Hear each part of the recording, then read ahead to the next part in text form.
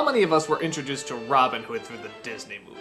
Well, I can certainly say I was. And it's interesting because I think this is the only Disney film where all the characters are anamorphic life forms. Oh, there's other movies where they use them, but I think this is the first one where every character throughout the entire flick is half human, half animal. There's no people in it.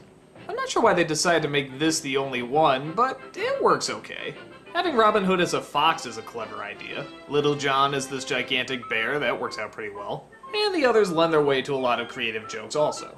Okay, what's the story? Well, as Robin Hood goes, I guess it follows it pretty close. Robin Hood robs from the rich and gives to the poor in order to defeat Prince John. He's in love with the lovely Maid Marian and tries to win an archery contest but gets caught in the process, only to fight off the men through many battles and many fundraising adventures. There's a lot of the cutesiness that you'd expect from a film like this, but actually there are some very entertaining action scenes. Despite it being animated, I'd say many of these scenes are just as impressive as the Errol Flynn version. You can get away with a lot more, so it looks more impressive. Robin is pretty much your very basic nice hero, and Maid Marian is very much your very typical nice maiden.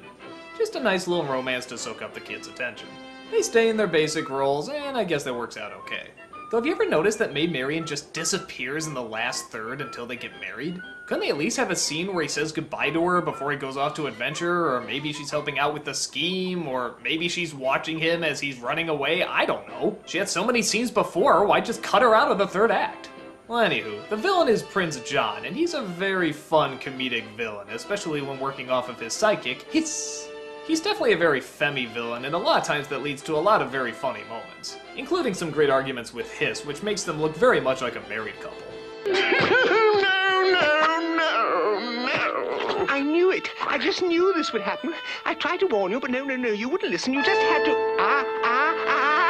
7 years bad. Ooh. Luck. When watching it again, I actually found the Sheriff of Nottingham was pretty funny too. He's just such a bastard in the various ways he'll find to rip people off. Even a blind person, that is evil. What a dirty trick.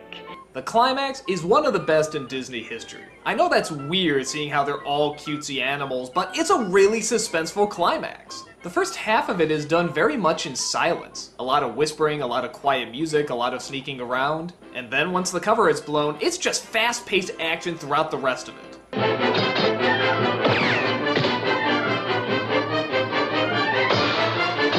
It's just great because everywhere the main character turns, there's always something else trying to get him.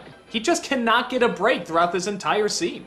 You got arrows flying at him, axes, henchmen, fire, and it just keeps building higher and higher throughout the castle. It's a really good setup. Shoot